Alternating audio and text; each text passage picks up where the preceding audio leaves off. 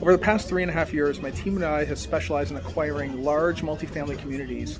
But before that, I was doing single families and small multifamily. I was fortunate enough to have a great mentor in the way of a top-selling real estate broker that kept me from making some major mistakes. So here are 3 of the things that she taught me, and I still use these lessons this very day. All right. So number 1, don't over rehab. You want to build out a best flip or rental you could possibly do, but you have to temper your expectations when you're doing it. By over improving a rehab, it's certainly very realistic to do so. I mean, it happens a lot to many people. Many times new investors will install these massive upgrades that exceed the expectations of the overall neighborhood to make the house more appealing. But keep in mind that you're rehabbing to either sell the property or as a rental, perhaps too, right? It requires a very different kind of level of finish. This means keeping the expenses to a minimum. You want to do the upgrades to the point where it's slightly better than the comps that are in the area, the comparables, okay? You don't want to go overboard, but you want to be slightly better, just slightly, okay? So that means understanding what's going on in the general neighborhood and building out accordingly. So here's some tips.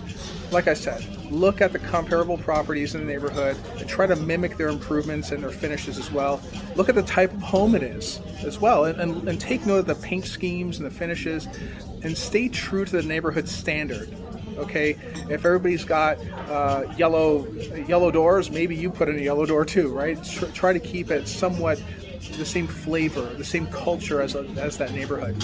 But finally, select specific features that don't cost too much given the area. Maybe you install ceiling fans, overhead kitchen lighting, a rain shower head, things like that. Those are nice little touches that don't cost a lot of money, but go a long way for the people that are going to live there. Okay. Number 2, taking the DIY approach.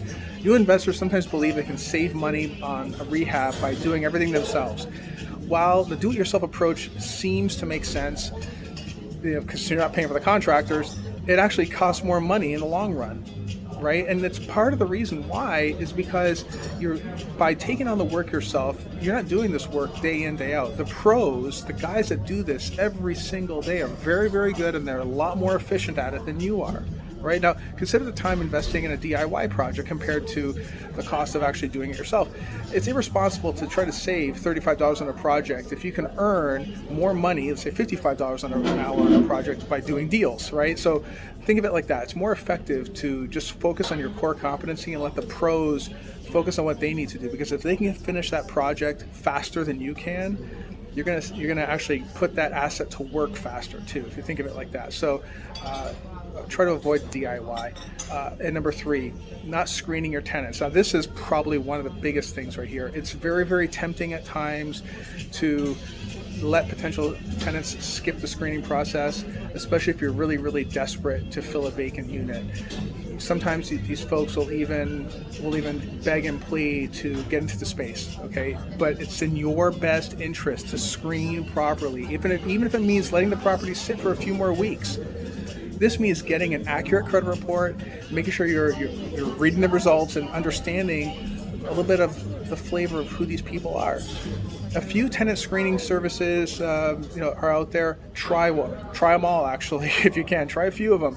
Make sure that they are providing good, clean data. Understand what they're screening for and what they're looking at, and what they're doing to properly vet out those potential tenants. Finally, check all the references, get the bank statements, and verify employment history too. Okay, if you spot any anomalies, move on, find another tenant. It's way better to do it that way. Becoming a great real estate investor takes time and experience. You will learn things along the way. A big part of the process of building a great team to lean on. Never make hasty decisions. Rather, consult your team when you need advice. Okay, so be bulletproof, guys. I'll talk to you soon.